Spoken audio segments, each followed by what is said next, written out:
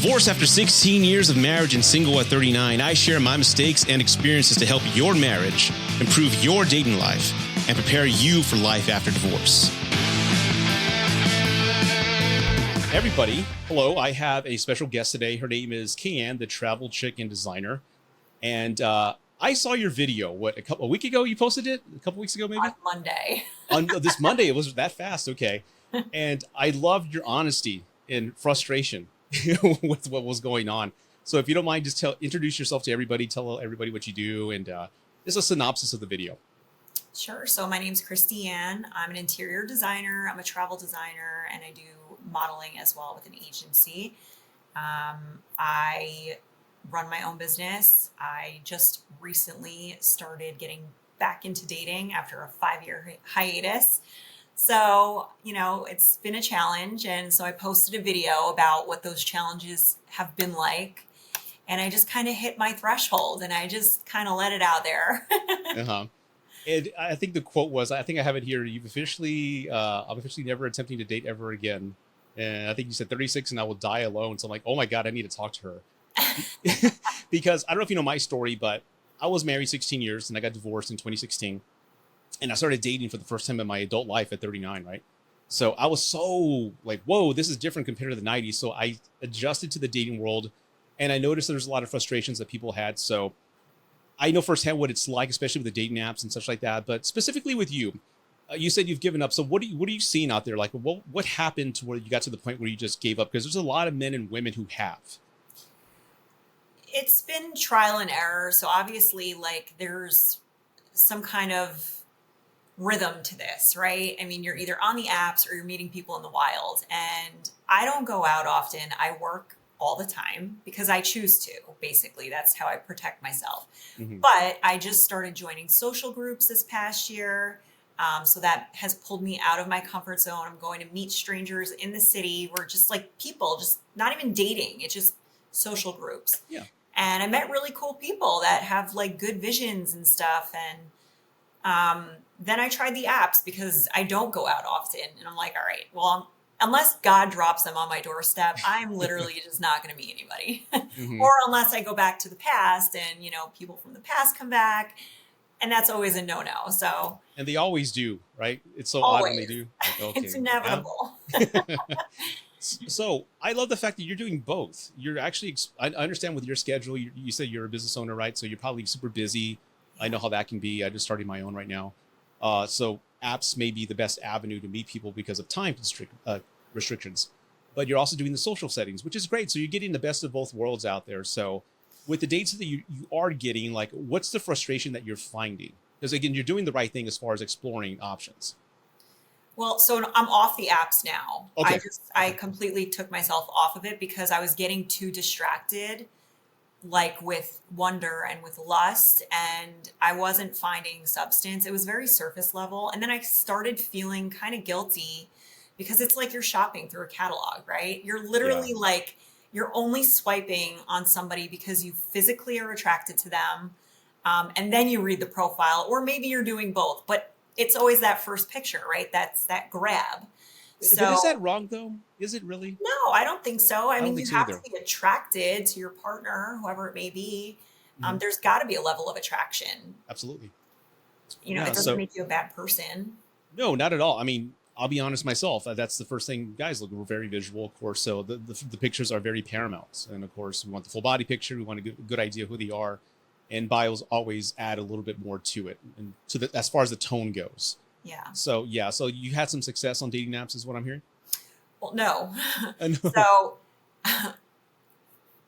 years ago, 3 years ago, I went back on a dating app that I found on Instagram called Luxy. I'd never heard of it. It was like they were pushing it out to people who were business owners. So I'm thinking in my mind, it's really challenging as a business owner to date somebody who doesn't own a business because they do have that clock out time and then they want to like turn off work and they either want a lot of attention or they don't want any attention because they're so tired and they want to just do their own thing at the end of the day. So there's really no balance and there's zero understanding on the mindset of the person who does run a business that, hey, there might be a time where I got to take a call at like 7 o'clock at night. Hmm. because it's absolutely crucial to sign a job. Like, Hmm. that's just what it is. Or it depends on your creative vision, whatever. So I went on this app. Long story short, it's a very long, bad story. Basically, I met somebody who pretended to be a designer and a real estate guy Okay. out in California. I have no problem with long distance because I travel all the time and I need a little bit of distance. So I don't mind it. And basically, it was a fake account this whole time. They sent me a link to a website that was designed to look exactly like the New York Stock Exchange. Now, Oh, wow. I'm not a financial girly and I'm not stupid, I promise you that. I'm very careful and calculated with every dollar that I spend. Hmm. But I have dabbled in Bitcoin and crypto and Coinbase. So I had a little bit of knowledge on it. And this guy was talking about he's doing these like transactions and stuff. And he never asked me for any of my info, not at all. Okay. So I had to input all my own info. I mean, it was really like a hard app. Like, they ask you for a ton of stuff to set it up, almost like when you're setting up Coinbase, to be quite honest. And so he was showing me how to do small transactions after we would get to know each other. So it was like a balance. It was like, hey, you want to check out a small transaction, see if we could like play a little? And I'm like, yeah, why not? And I was moving real money. And so I invested like 70,000 cash of my business money, Wow. Uh-huh. and I grew it to over 100K, and then they locked the account. And so I lost everything, Oh my God. everything. It, And the feds were investigating it. Like, it's still being investigated. any resolution or any leads, or is it just gone? They're just kind of doing. They tracked it because there's a lot of people that had this issue. My digital wallet had millions and millions of dollars in it because I had the address, but I couldn't access it because we Oh my couldn't God. locate who it belonged to. I mean, it was in China, it was in all sorts of different parts of the world, and it was really bad. And I was like, well, I just want my money I invested in because Yeah. that was everything I owned. Like, I left myself with 3 grand in my business account, Uh-huh. and like, it was really not good. So then I swore off dating apps. And then Well, I, after that experience, I can imagine. I mean, like, wow, that's a heavy loss. I mean, that's a lifetime of work just lost because of a scam. And I'd like to think every one of us was like, I wouldn't fall for that. I know what signs to look for. It sounds like this was a gradual.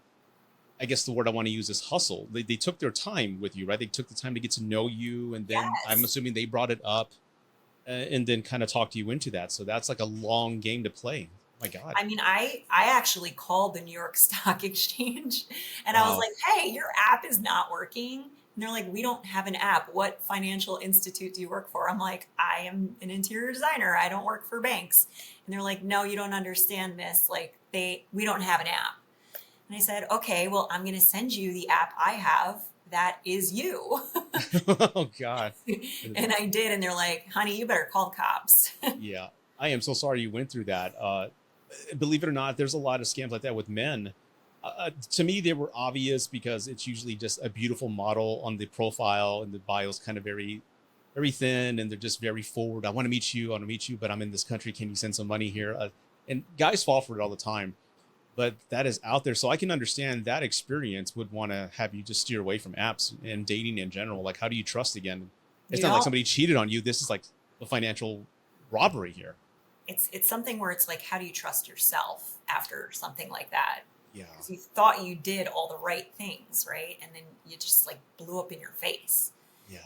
And then I did get back on the apps this past year. I just went on Hinge to start because I've had Hinge in the past before Luxy. And I was That's like, where I let met me my just wife, by check the it way. I met out. my wife on Hinge. Really? Yeah. Yeah, I have friends who have met their husbands on Hinge, and look, there's success stories. I Mhm. totally believe it can work. Um, but I right now, the picking on there and the people that I've come in contact with, Mhm. they don't pursue in like an old school courting manner in a way. Yeah. Like, there's no consistency. You can Mhm. tell you're on a roster. You can tell like it's a copy and paste kind of thing.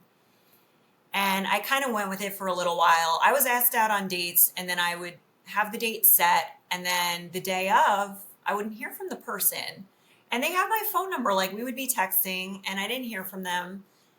And then the day would go by, and I wouldn't say anything because I just want to see, are they going to confirm? Because Yeah. I could have done it too, to be honest, but I just wanted to see, like, does this person even remember that they have a date with me? Yeah.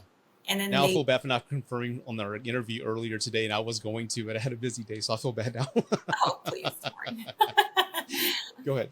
We had it on a calendar. This is We different. did. We did. That's definitely, thank you for that. But go ahead. Unless you're sending me a calendar link, then I know it's like off your radar kind of thing. Yeah. Yeah. But So, going back to like when I was dating, one, you never want to stand a woman up because if they show interest in you and let's meet on Friday and it's like Tuesday, mhm. they're probably getting ready, maybe getting their nails done, something like that, getting an outfit. I always thought it was common courtesy the night before to say, hey, I'm looking forward to tomorrow. And even the next day in the morning, I'm looking forward to this evening. I'll be here at this time.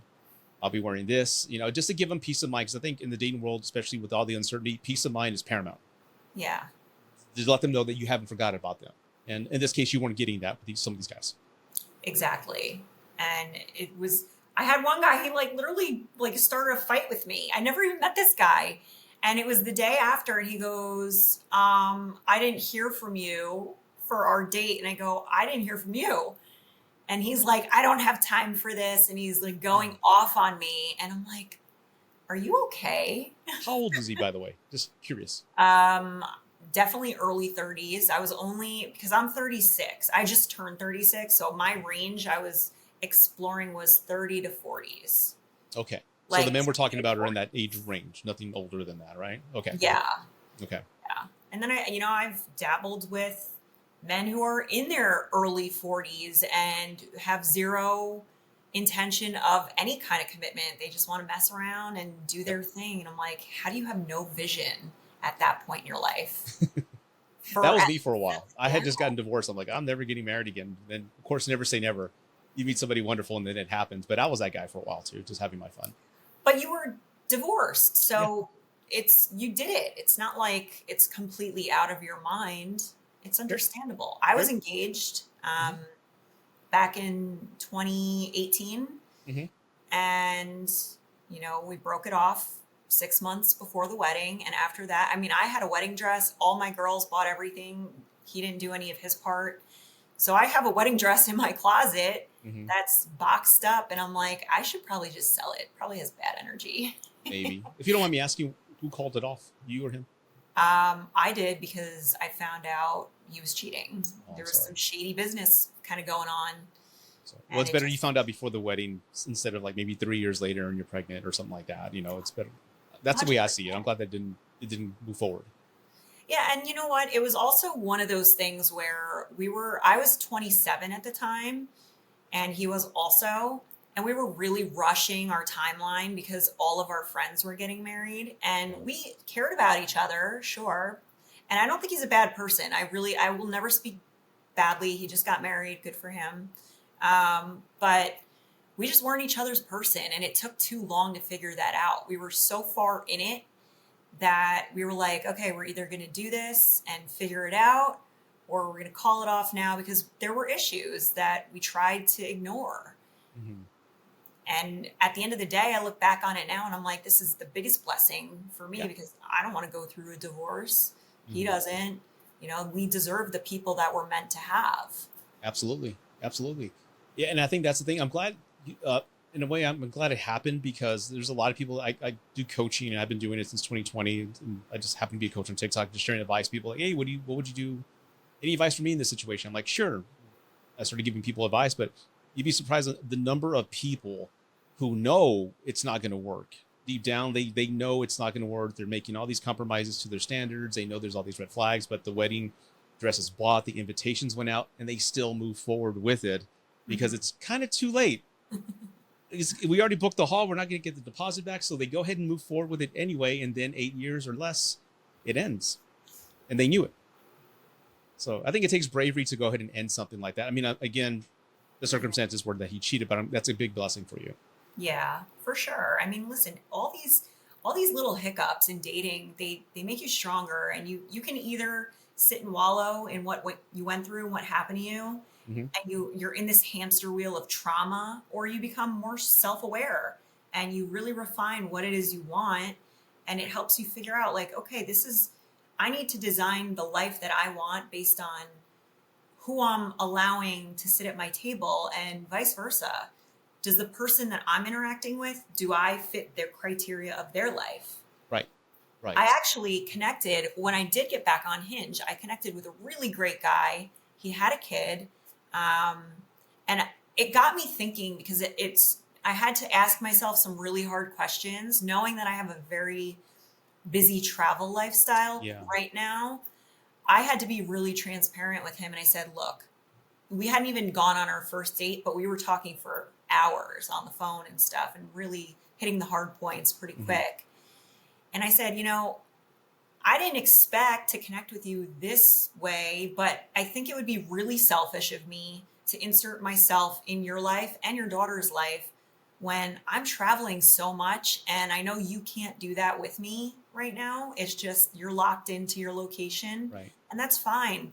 But I don't want to be that person that puts myself in a child's life and then I got to remove myself because my lifestyle is not in line with the lifestyle that you have right Hmm. now. Yeah. And he was actually very receptive to that, which I appreciated. And As a it's just father myself, I would have been as well because you just had the foresight to just think about it's not going to work. And I guess that leads to my first question for you in the dating world. Again, as you said, you travel for business, you're self-employed. So again, I know how that can be time consuming. yeah. What are you looking for exactly? Because again, with your schedule, does it even allow time for a relationship or what type of relationship are you looking for? I'm looking for somebody who is motivated. They're self-motivated. Okay. It's a feeling in a sense. So it's that feeling of home where we're good on our own, but we're better together. You can motivate each other to be better. And to be honest, when you have an off day, it's safe to be a burden to that person and feel like there's no repercussions, Yeah, and I know exactly what you mean. Yeah.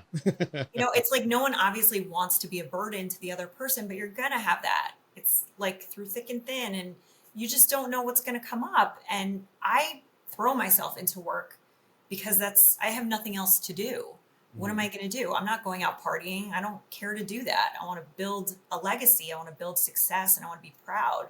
And then if I meet someone who's amazing, I could scale back on my work very easily. I make my own schedule and I built it. I had to spend years kind of getting myself to that point.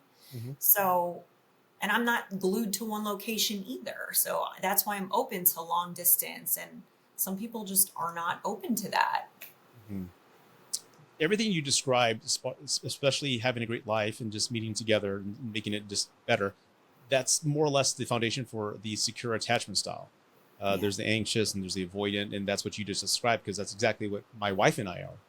We our lives were great. We didn't need anybody to make us happy.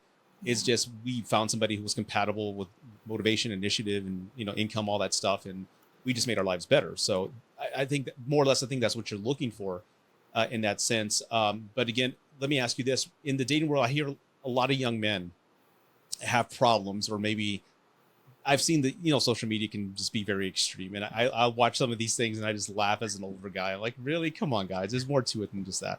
But if a woman's motivated, self-employed, and doing well, a lot of guys, well, what does she need me for?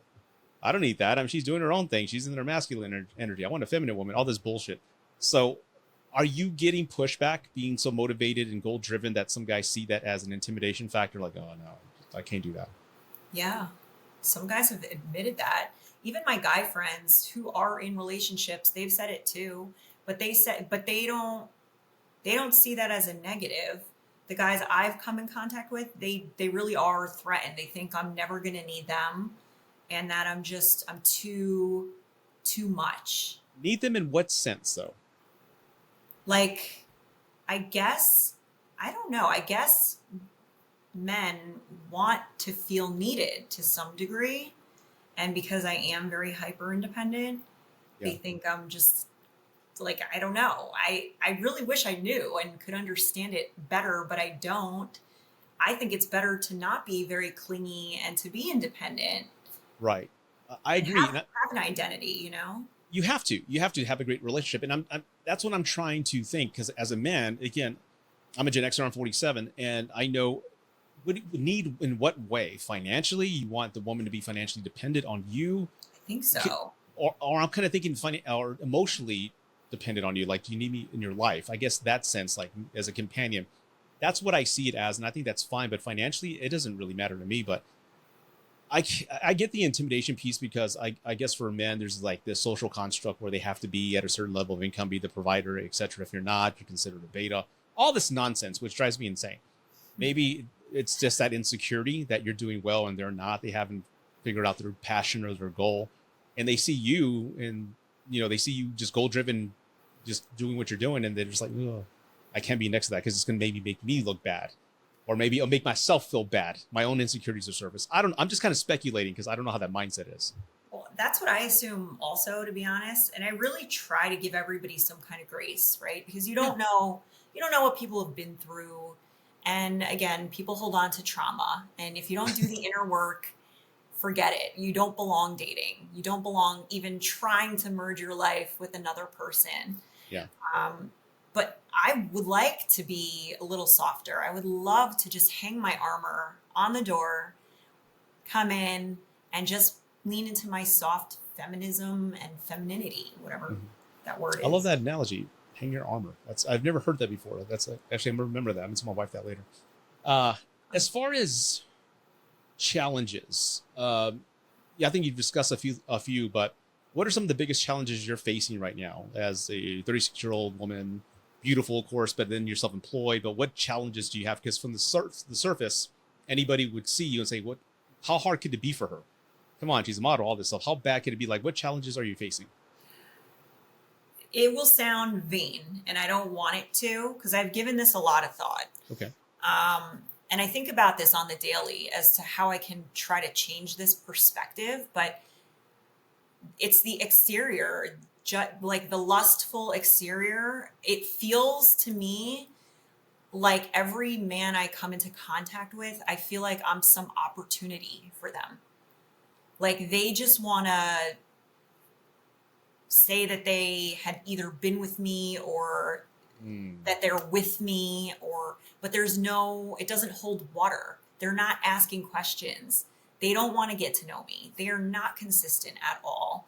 They just think I'm going to always be there when it's convenient for them. Hmm. And I'm a very deep spiritual person. Like I can talk about everything under the sun, but they don't even get to that point because they're just so busy, like, I don't know, like trying to fill you with compliments and sweet talk you. And they're not going deeper with Hmm. the emotion. Like all the conversations they have about are just very surface level about your looks, maybe just sex, and Yeah, that's really it. But nothing philosophical, nothing deep about your childhood, who you are, things of that exactly. nature. Am I correct? Yeah. Yeah. And I don't think it's vain, so don't think it is. I mean, I've known many women, friends, and the people I dated, and incredibly beautiful, and they've all said the same thing. Like they feel that yes, he's all infatuated with you, he's very lustful, but it's more like a trophy. Like Hmm. I'm gonna take as many pictures as I can, post pictures like look who I'm with, show her off, do all these things, but it's nothing really other than that. That's all it is. So, but I do hear that quite often from women, and sometimes some guys. Yeah. But that's I don't think that's a vain feeling at all. And that's the biggest obstacle, the biggest challenge that you're having right now. Yeah. And to be honest, I look back on all my relationships and I don't know what it is. And maybe you can clear this up for me Okay, or speak on behalf of men. But sure. I'm noticing guys do not like to take photos. And they certainly don't want to post a photo if you are like in a serious relationship. They just hate taking photos with you. Hmm.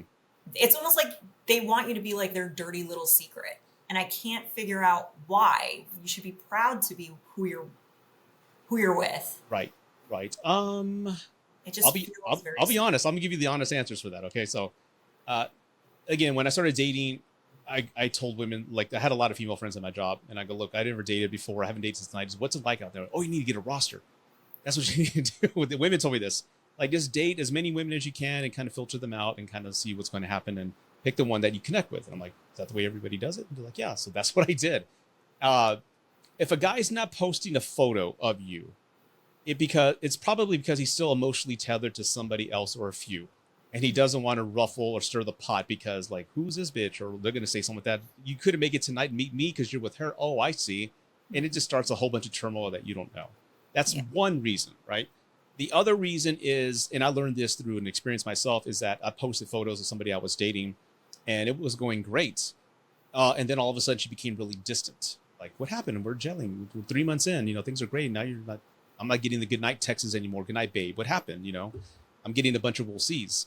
Well, what happened was she had a psycho ex stalking her on Phantom Profile. So anytime I checked her in a location, he would go and try to make himself visible so she can see. So I look back in hindsight. Oh yeah, we were having a wonderful evening. Then you just went stone cold and your mood changed. Yeah. And he got in her head, started texting her saying, I missed you. And before you know it, she dumped me. No, she cheated on me, went back to him. So then I learned, okay, I'm not going to post any photos of anybody I just started talking to. I'm just going to hold off on that. I'm going to wait a few months. I'm talking like serious relationships. How long though? How many months or years? Like at least a year. Then at that point, he may be the avoidant attachment style type of guy and doesn't want to put a label on the relationship because he's not really committed yet because there may be some other options he's exploring. Yeah. That's the honest truth. Believe it or not, my wife, I was the avoidant type. I became a secure type. They say you change that style every 4 years. I didn't post a photo of us until maybe 9-8 months in. And I didn't say I love you till at least a year in because I just wanted to be very careful with all the mistakes I made in my past relationships. So maybe some guys are just extra cautious because they made terrible mistakes and they see potential in you and they don't want to blow it. So they're going to do everything kind of opposite to what is normal. So again, every guy is different, but a year in, that's a commitment issue. Seems to be the theme. The theme, really? The theme.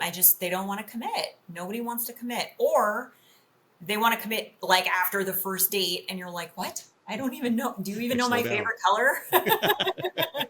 Like, we just met, man. Come on, slow down. Well, let me kind of be devil's advocate because somebody would ask, and I know I see this in the comments already. Maybe it's the type that you're selecting. Have you considered that your type is the problem here? If you're having the same outcome with every one of these situations, is it maybe the type that you're looking at? Maybe you're attracting the wrong type. I'm sure you've done some self-analytical, observations. Maybe is that the problem?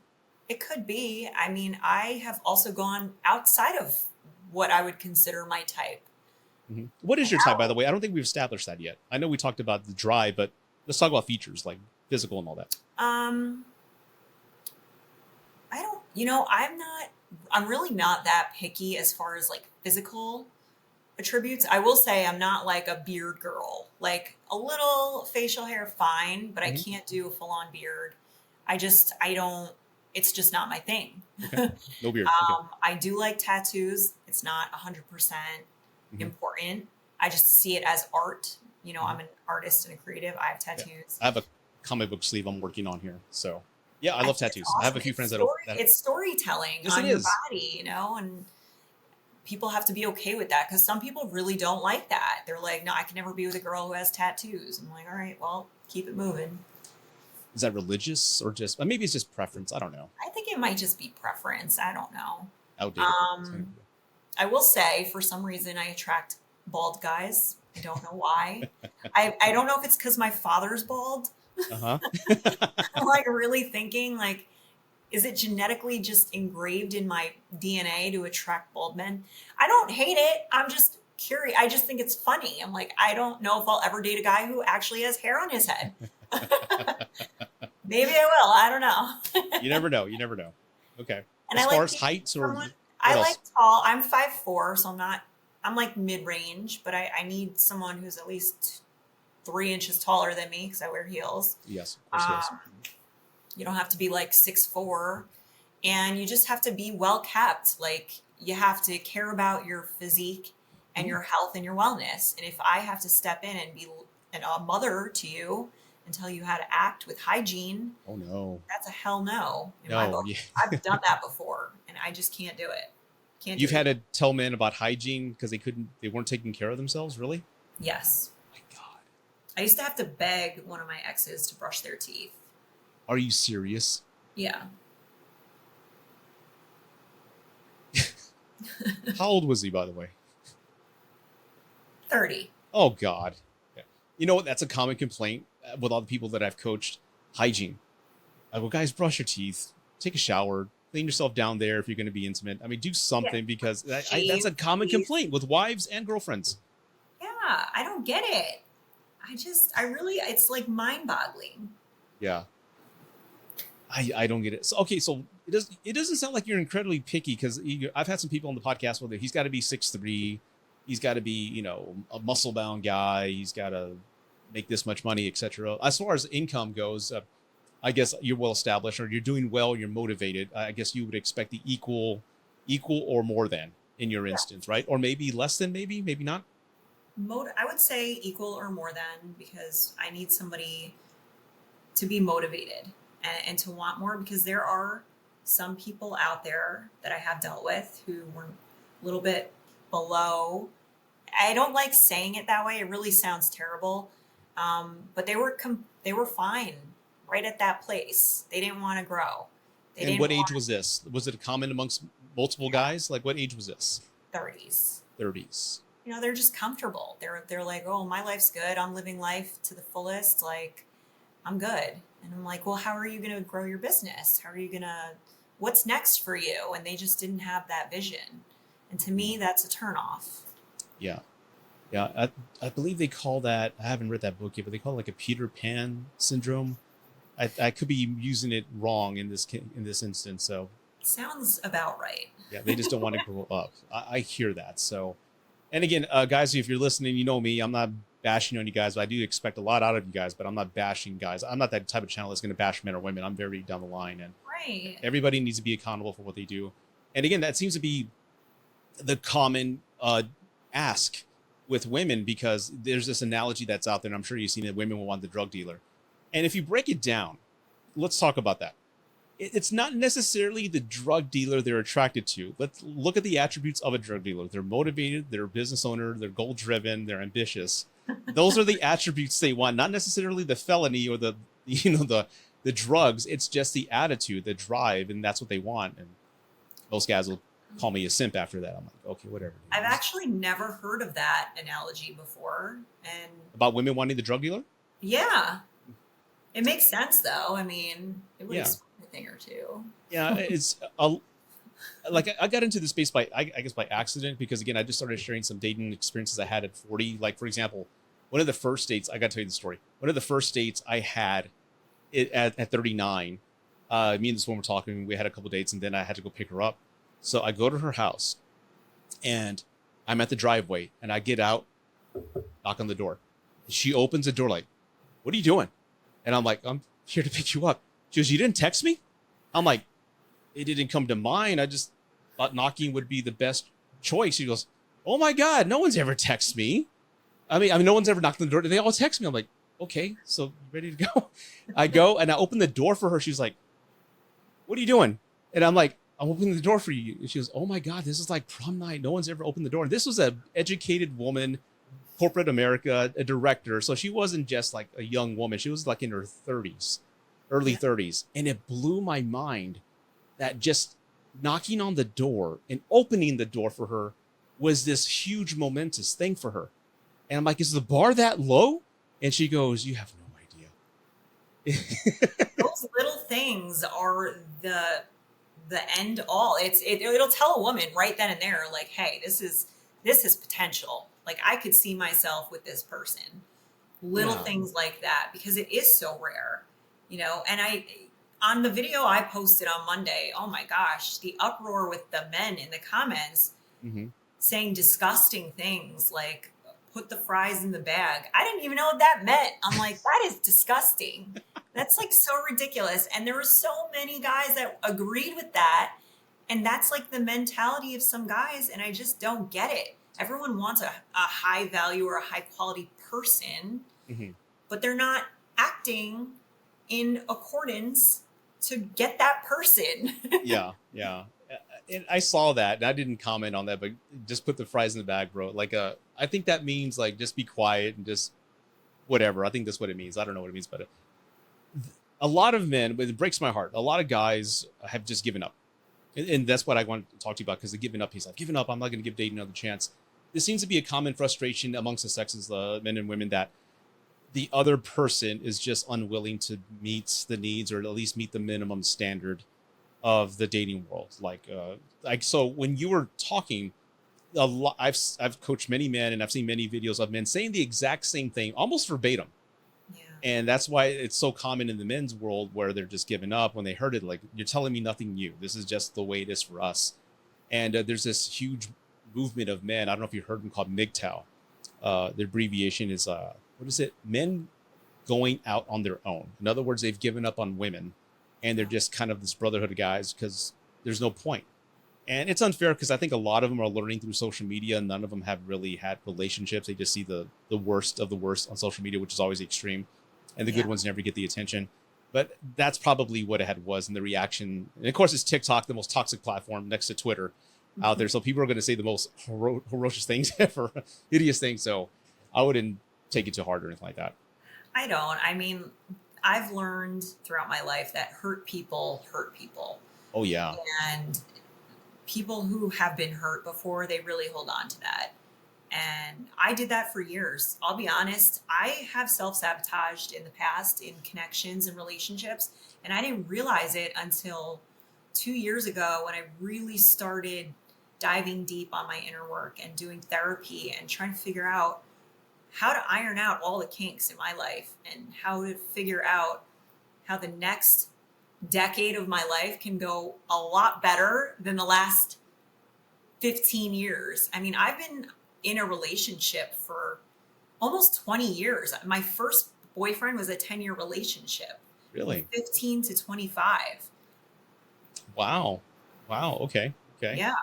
And that was high school sweetheart. Then it was military. I did the whole military thing with him. And I did all the deployments and I sat at home not knowing if he's alive or dead. And it was a disaster when I tell you. But I learned a lot from it. And then I took some time off because I was so inexperienced with anyone else. I went out, I went on dates. I got so comfortable with, literally there was a point where I would go to Dave & Buster's with every date because it was like a fun icebreaker. Yeah. It was my idea and it was always the same Dave & Buster's. So I can't imagine what the staff thought. Here comes another one, right? Yeah. Because it's an icebreaker. I could never do like a formal dinner. I was too nervous. I struggle with food. And I just struggle with food in what way? Like maybe when you talk, you spit or something to spit the food out, or what do you mean exactly? No, I'm just allergic to so many things. Oh no. And I have a stomach disease. So like, I can't have a guy ordering off the menu for me. I have to be very careful with what I eat. And some guys also don't like that. So that can also be a factor as to what my problem in the dating world is also. Not like what exactly that you're not letting them order for you? No, that I can't eat a lot of things. Oh. And you're like, oh, you don't eat this or you can't eat dairy or so what do you eat?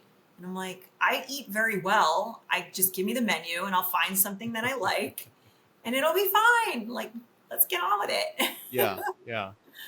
Oh God, that seems to be a very like a nitpick. I mean, come on, this is like something that you're living with and you have these conditions. So you're choosing the correct meal to eat so you don't have a reaction. I wouldn't see that as a negative thing. It's like, oh, okay, she's weird. Why would, I don't know. That just seems very immature to have that be a hard stop. I don't know.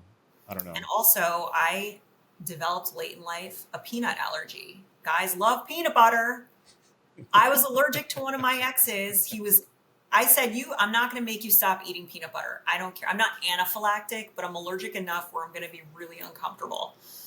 And I'm like, as long as you tell me on the days that you're eating peanut butter, as long as we're not intimate that day, that's fine. Live your life. He would literally lie and then we would be intimate and I would be covered in hives. I would be so sick. And I'm like, what the hell's wrong with me? I think I'm allergic to you. I'm like, did you eat peanut butter? No. Oh yeah, yeah. I had it, in a protein shake. And I'm like, are you Wow. crazy? Wow. And it just got to a point where I was like, if this is how this is, and this was like a serious relationship, what am I going to do in a casual dating style to explain over and over again? Oh, I have this problem. I have that problem. Like I'm allergic to peanuts. I have a stomach that's very sensitive. Like these factors, they add up and it makes you just tired of saying the same thing over and over again. Yeah. I can get that frustration just telling the same story and all that. I love the Dave and Buster's piece, and I wanted to ask you: is dating fun nowadays? Because I think a lot of people aren't having fun anymore. I mean, it's up to whoever's creating the activity. I love to do activities. It's an icebreaker. You get to see someone's fun side. And I feel like that is the most important part of building the foundation of a relationship. So Hmm. I'm for like ice skating, like laser tag. Laser tag. I'm all for it. I am all for it. Neon painting. I don't care, whatever. Okay. Okay. So I had the best dates actually at Dave and Buster's, I will say. that's a good idea. So anybody who's listening, go ahead and steal that idea. That's a really good one. That's one thing that I noticed with me and one of many of my clients is that I go, "Are you having fun when you go on a date?" And a lot of people are just so with the wrong mindset of just trying to maybe prove this woman is just like the others, or they're going in like it's a corporate meeting and just like have this questionnaire. What do you bring to the table? All this bullshit. And I'm like, no, dumbass, you're supposed to have fun. Dates are Yeah. fun. Make them laugh. Whatever food she likes, feed her and just make her have a good time. Make her feel safe. And it just blows my mind that many people don't see it that way. They see it as like, it's not going to work out, so why bother? But like they've given up before they even tried. Yeah. And they take it too serious. Women too, though. I will Yeah. say the women do it too. And I tell my single friends, which there are very few nowadays, Hmm. but I tell them, I'm like, if you're going on a date, just have fun, find reasons to laugh. Yeah. Me, I'm so goofy in general. Like you can't take me in a serious setting anywhere. Like I'm the person who will laugh at a funeral. It's a problem. Like, That's so wrong. It's funny. I know, I know. I can't help it. Um, Okay. but I can't do serious dinner dates. I want to do something fun. I want to see what makes that person laugh. I think it's really sexy when a guy can like laugh and not be so serious. Do guys take themselves too seriously? Yeah, I think so. In New York City for sure. Oh yeah, I've never been in that ecosystem, so I have no idea what that's like. So I don't know, It's a but whole another breed out there. I was going to ask you one of my questions here. Describe the perfect first date. And I think you already answered that with the Dave and Buster's piece, right? But let's say if the guy was planning, not you, right? What is the perfect first date for you? I almost I'm going to tell you what it is, but I almost don't want to answer it because I just have a feeling whoever asks me on a date next is going to try and pull from this to do that. But I'll tell you what it would be. Okay. Ideally, I am like a geek with the stars. I love to like sit outside. You have a pickup truck, make a picnic in the back of a pickup truck, look up at the stars, play some music, chat about life. I don't know, something along those lines. Just something that requires putting in a little bit of effort and some thought and a little bit of creativity. You don't have to go crazy, like balls to the walls to plan a date, but something just sweet and creative. I would love that. If somebody planned a picnic for me under the stars, I might be in love. Really? Okay, stars. Wow. Yeah. At night. That'd be interesting. That'd be interesting. Yeah. I have a cabin upstate New York and I literally will lay out on my deck. It could be 20 degrees. We have the best stars in upstate New York. I mean, Okay. it's like a galaxy and you just kind of get lost in them. And Mhm. I don't know, for me, it just speaks to me and it gives me a lot of clarity and a lot of peace, which is what I crave in a chaotic daily life. Yeah, yeah. I've only seen the stars like that once. It took when I was married. We took the kids to Legoland, and on the way back, we stopped in Joshua Tree National Park. Oh, And that's one of the best places in the country to see, you know, the stars. And it was just, you know what I'm talking about. It's just like, Yeah. my God, it's beautiful. It's, you can see the Andromeda galaxy. It's just so beautiful. And yeah, I would hell I would love that for a first date. That'd be great. That'd be awesome. And I made some peanut butter sandwiches. I'm just kidding. That would be my luck. Right? That would That would absolutely be my luck. I'd be like, you can what? eat Right? that. My God. So yeah, that's one thing. That's what I hear a lot about the dating world is that a lot of people aren't taking it too, or have given up, or they're going in with the mindset that it's going to fail, and a lot of people just are taking themselves way too seriously. I hear that quite often, and that's a shame because again, you seem like a wonderful person. Like we've only been talking what almost 50 minutes, and I feel like I've known you for at least 6 months. I don't know.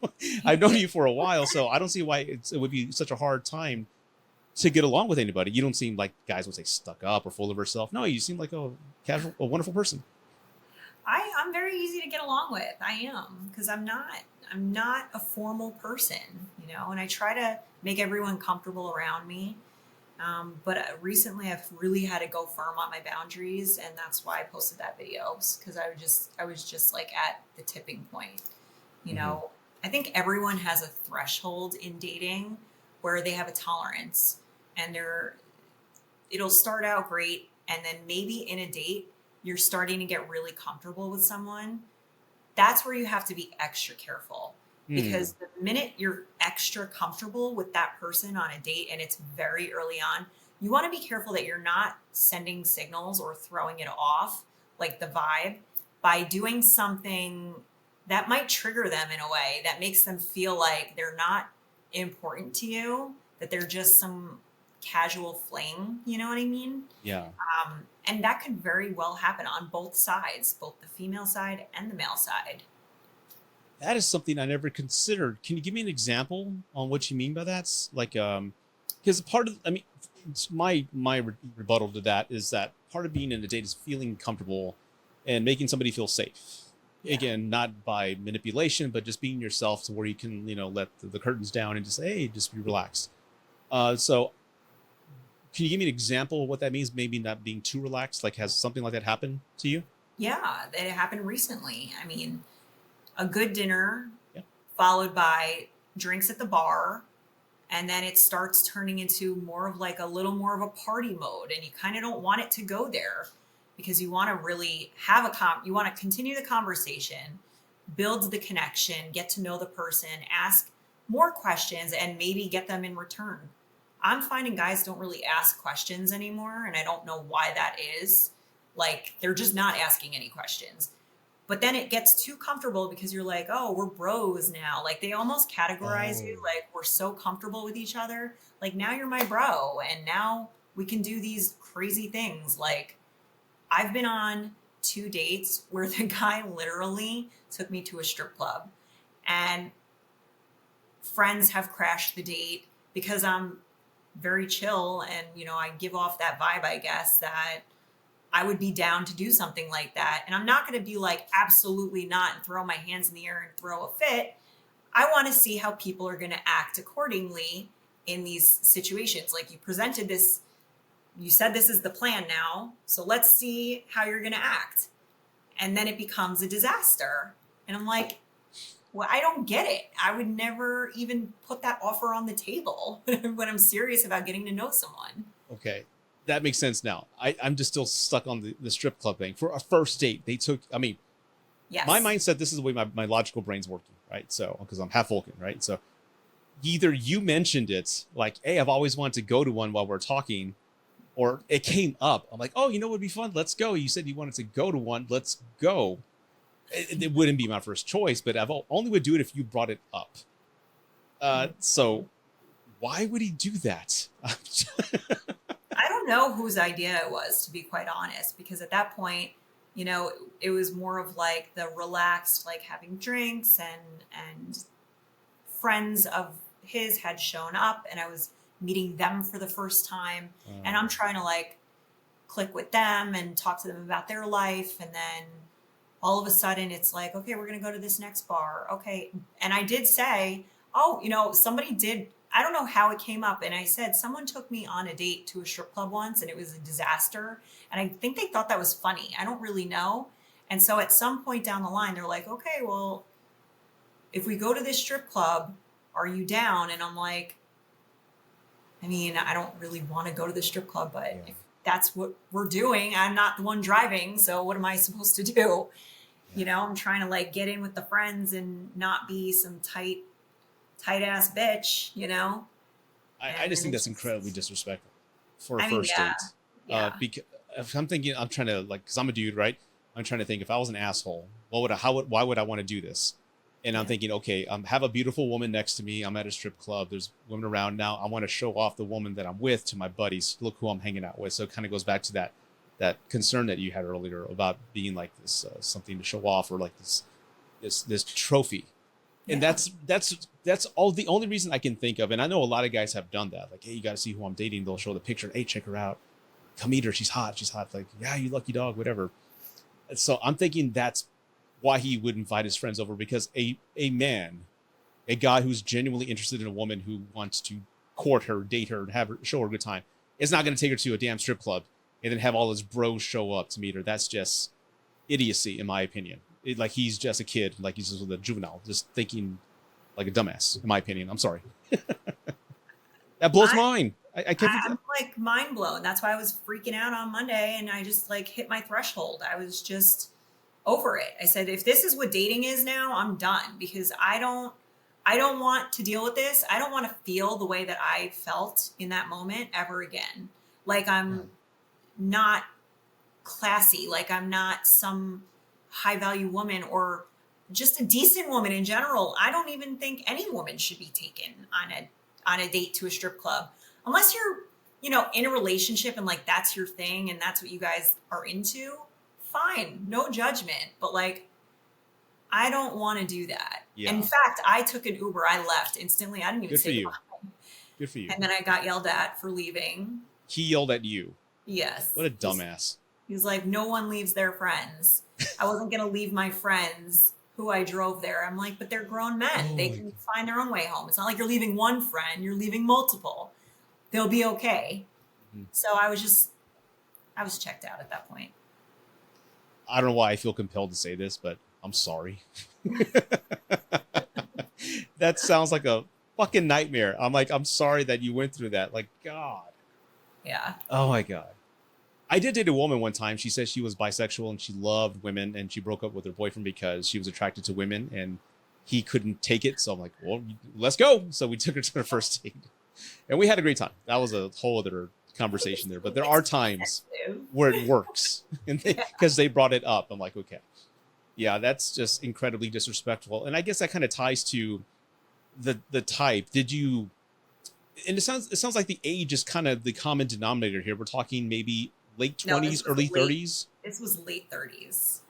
Oh, the Later. And I think the problem here was the comfort yeah. because this wasn't a stranger. This is somebody who I've known for years that's been pursuing me, but I finally Oh. caved and said, okay, fine. I'll go on this date. I'll come meet up. I drove 3.5 hours.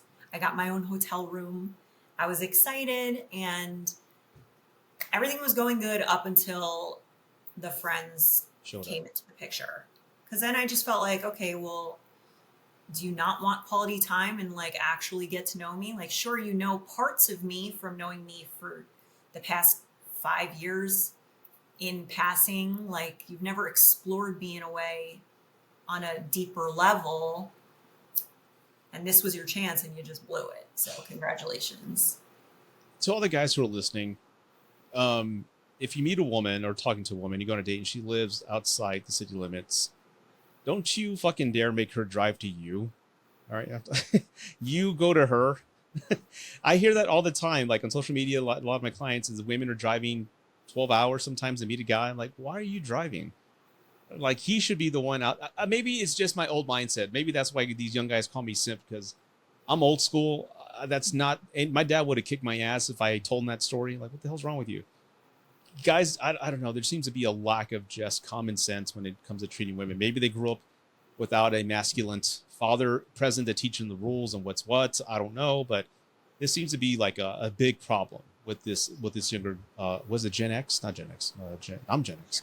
Gen Z? Gen Z probably. I don't I think know. it's Gen Maybe Z. millennials. Maybe I don't know, but it's just the lack of common sense astonishes me sometimes. I think also something I've experienced with this whole long distance thing in general is the expectation where you're hosting the person because they're coming to you. Yeah. No, no, no. I made the decision to drive 3.5 hours because I knew I said, well, you can come this way. But the automatic assumption was that they would be staying with me. And I'm like, no, I don't want that. Okay. You're not staying with me. This isn't like a sleepover. I'm not there yet. I know if I don't take responsibility and get myself a hotel room, even if I'm flying, like I've flown to two guys that I was getting to know over like a 6 month period of time. Hmm. And then I had to fly out there to figure out the clarification and invest in figuring out what this is for my own peace of mind. So I don't drag it on any longer if it wasn't anything than it was. Hmm. And it was pretty solid in my mind, which is what made me go out there. But I got a rental car, I got my own hotel. I made sure I had my own bearings with zero expectation. I didn't even expect them to pay for me to come out there because I'm a grown ass woman. I'm making the choice to go meet you. You take care of the date. You plan it, you pay for it. I'm here. Now what? Like, that's it. But I've had guys say, I'll come to you, but I'm going to stay with you because I don't want to spend money on a hotel. Oh, that's a good point. So I didn't think about that. So I guess for your safety, it's you feel better going to them because you have the choice to leave and where to stay. Yes. I learned something. You see, that's how you learn through perspective. So thank you for enlightening me on that. I didn't think about that. And I do hope guys that are listening, they think about that going forward because it really is a big problem in the female's mentality going into dating. It almost is off-putting and it automatically makes us sour. Like, we're not going to be warm when we do finally meet you because we're just like, you couldn't even invest in coming to see me and getting a hotel or an Airbnb. I mean, a hotel room's not like $500. You know what I mean? Like I get it. It's money. But if you're serious about something, you need to invest a little bit of time and a little bit of money and a little bit of effort. Hmm. Otherwise, you got nothing. Yeah, yeah. And I think the common, not common, but maybe the belief is that, hey, if I'm going to meet you or fly you out or fly somebody out, we're having sex. Maybe Yeah. that's kind of like the undisclosed or unsaid agreement that I'm pretty sure maybe you've encountered yourself or just most people have encountered. Like, hey, that I didn't agree to that, but they have that assumption. Yeah, for sure. For sure. Yeah. That happened to me with when I did fly to go see one of the guys I was pursuing and dating or whatever. And I just wouldn't oblige. And do you know he ghosted me? I didn't even see him. I had 3 days left in my trip. Didn't even see him. He didn't say goodbye. Nothing. Because I would not sleep with him. Wow. And I was like, are you serious? What's your problem? It's like, all right. It's I guess I understand why you've given up. It's been hard. It's really hard. And I still am hopeful. I do believe love exists. And I love hard. But I have to be so careful and calculated moving forward because I am 36. I want to have kids. I just don't want to invest my time for a year into somebody who's just, they're not there. They're not there mentally. They don't want it. You know, I don't want to be breadcrumbed and strung along for a good time when it's going nowhere. I know you good for like maybe another 5 minutes? Yeah. Okay. I want to ask you a question because this is something that I learned myself with my wife. I had never had a healthy relationship. You know, I've gone to therapy, and other relationships I had have been incredibly toxic. And for a while, I was addicted to toxic women because the cycle, it's fun. It's, you know, sex is amazing, and it's just all over the place that ends after 3 months. That's the shelf life, right? Then I meet my wife, and she's the first woman I've ever met that gave me peace. I confused it for boredom, but it wasn't boredom. It was peace because it was just a healthy relationship. So I learned at 44 what a healthy relationship actually was. Have you ever experienced a healthy relationship in your life? No, Really? not yet. Not yet. So that's what I'm hoping. That is why I took a lot of time off because I did therapy. I had to go through extensive therapy to get my mind where I needed it to be. I needed to get my business established where it needed to be. I was so distracted for years, um, numbing myself with alcohol on, in these relationships just to get through the relationship, Wow. not being fully present, not enjoying it. Sure, I gave effort, but it wasn't working. And I just needed to reset and figure out what is going on here. And I did that. I literally, I think it was last year. I I ghosted everyone, including my family. I didn't speak to anyone in my own immediate family for one whole year Wow. I because would I have been worried if I just was your brother or something like that. I'm like, no, oh, they knew. They knew. I mean, we had our own issues, but I had to do therapy to just kind of really refine and become self-aware of the things I've gone through from childhood until now. And yeah. it all goes down to childhood. Oh, yeah. People don't 100%. realize that. Yeah. People don't want to acknowledge it. So these are really key factors that you have to start thinking about if you're serious about dating. I agree. Um, that's one thing that I noticed in the dating world is like, I have no data to back this up. This is just my assumption that 80 to 85% of the people in the dating world had no business dating. They Yeah. were either trying to get over an ex, trying to find a distraction, or just broke up. And they were just used to this cycle. And there's a lot of people who were just scared to be alone, and they just wanted to be with somebody. So there was a lot of people out there that I saw that is just you have to go through a lot of that before you can find somebody of substance like I did. I dated for 5 years before I met my wife. Really? Yeah, it's from 2016. And again, I got married at 21. So I was never an adult going out. I was like a kid in the 90s, right? But at 21, then I got divorced at 39. So 39, I'm going out there for the first time. But I just like, it shocked me. And I think the realization of seeing that is just like you. I went to therapy. After my divorce, I wasn't the best husband. I messed up a lot. I was horrible. She had her problems too. But again, I take accountability for me. And I went to therapy and acknowledged all my faults. I'm like, oh, I never listened. I was always thinking I was a victim. I have to communicate more. And with that mindset, I think that's what contributed to my dating experience, it being so great. I never had a problem finding a date because women were like, wow, you like to communicate and you're not getting mad? Like just talking about your feelings? I'm like, no, I think people like you, therapy works. I know a lot of men reject it, but guys, if you listen, you have to go, especially if there's been some relationships that you've had problems with, or there's always the same problem coming up. You need to address that. And like you said, it can stem all the way back to childhood.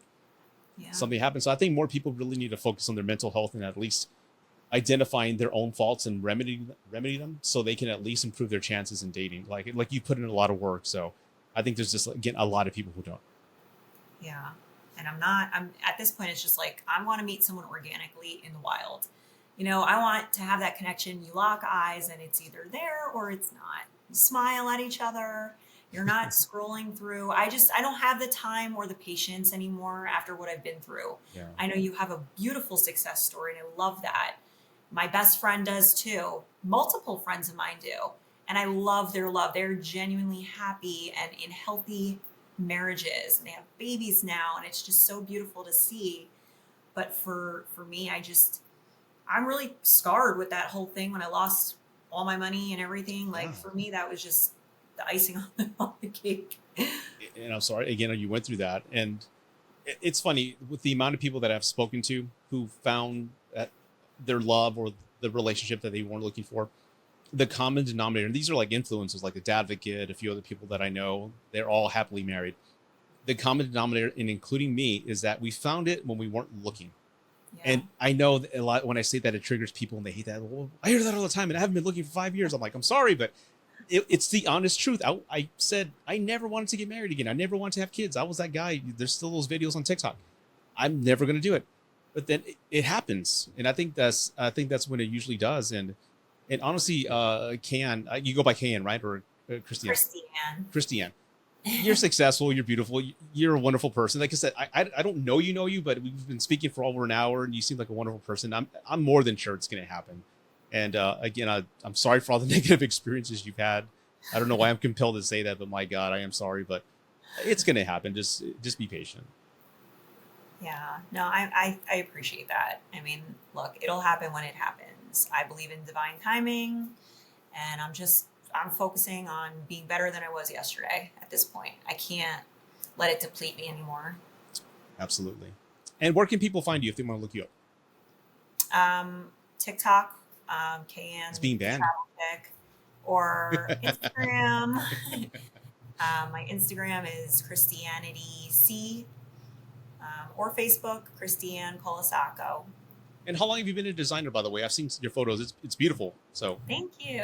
16 years this year. wow. Yeah. Okay. Let me ask you this. I like to decorate. Obviously, I see a lot of movies back there. What's the biggest design flaw that people do in their own homes that they can remedy and fix? Biggest flaw? Biggest flaw. Like, what's a consistent flaw that you like? To be honest, you'll laugh, but it's hanging curtains at like the very top of the window instead of raising them higher, or like making them too short, because it looks like you're wearing pants that you shrunk in the wash kind of thing. Mm-hmm. And it doesn't look like it fits the wall, or they're doing like crazy colors that just don't go together at all. I've had people paint tiles. I'm like, please don't do that, Oh my God. because it makes it worse for me when I have to rip it out. Well, I feel called out because I'm gonna change my curtains after this podcast. So I'm gonna raise them Send me higher. a photo. I'll let you know what you need. Okay. But sincerely, thank you for talking with me. I know this was short notice. I reached out to you. Your video went up Monday. I think I reached out to you Tuesday. And here we Yeah. are Friday. So again, I really appreciate you being transparent and just sharing your story. And I know it's going to help a lot of people out there that are listening. Thank you for having me. This was really therapeutic for me, actually, and I appreciate being here. That means a lot to me. And again, thank you so much.